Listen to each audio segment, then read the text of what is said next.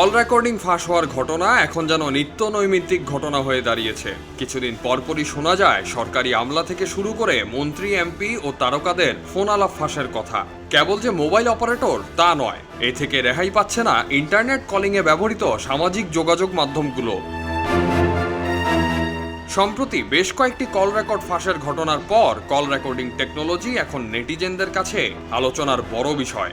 নেটিজেনদের প্রশ্ন, বিশ্বব্যাপী বহুল ব্যবহৃত সোশ্যাল মিডিয়া অ্যাপগুলোতে তো কল রেকর্ডিং এর ব্যবস্থা নেই, তাহলে কিভাবে হচ্ছে এই কল রেকর্ড? একই সাথে ব্যক্তিগত তথ্যের নিরাপত্তা নিয়েও আতঙ্কিত হচ্ছেন তারা। তবে বিষয়টি যে একেবারেই অসম্ভব তা কিন্তু নয়। WhatsApp, Messenger, slack, zoom, Telegram, signal সহ বেশিরভাগ অ্যাপগুলোতে কোনো built in call record feature না থাকা ও এন্ড টু এন্ড এনক্রিপ্টেড হওয়ায় কল রেকর্ড করা যায় না, কিন্তু থার্ড পার্টি অ্যাপ ব্যবহার করে কল রেকর্ড করা সম্ভব। এর জন্য বহুল ব্যবহৃত একটি অ্যাপ হচ্ছে কিউব এসিআর। এই অ্যাপ দিয়ে যে কোনো ভয়েস কল রেকর্ড করা যায়, তবে 7 দিন ফ্রি ট্রায়ালের পর ডেভেলপার কোম্পানিকে সাবস্ক্রিপশন চার্জ বা ফি দিতে হয়।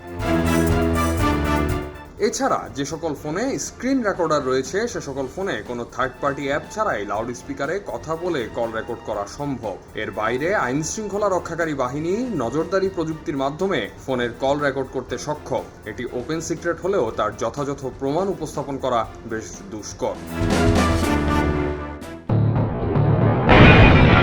সবাই যখন জোয়ারে গা ভাসায়, কেউ কেউ শির দাঁড়া সোজা করে ঘুরে দাঁড়ায়। সময় যেখানে প্রতিনিয়ত হার মেনে নিতে শেখায়, কেউ কেউ চ্যালেঞ্জ ছুড়ে দেয়।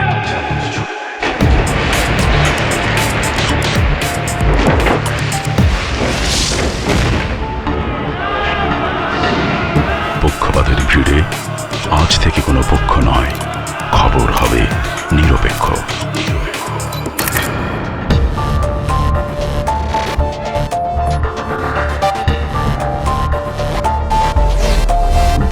তথ্যবাদ, খবর হবে নিখাদ। ভেঙে গুজবের শিক, খবর হবে নির্ভীক। এলো মুক্ত চিন্তার স্বাধীন দৈনিক খবরের কাগজ। এখন খবর হবে নিখাদ, নির্ভীক, নিরপেক্ষ।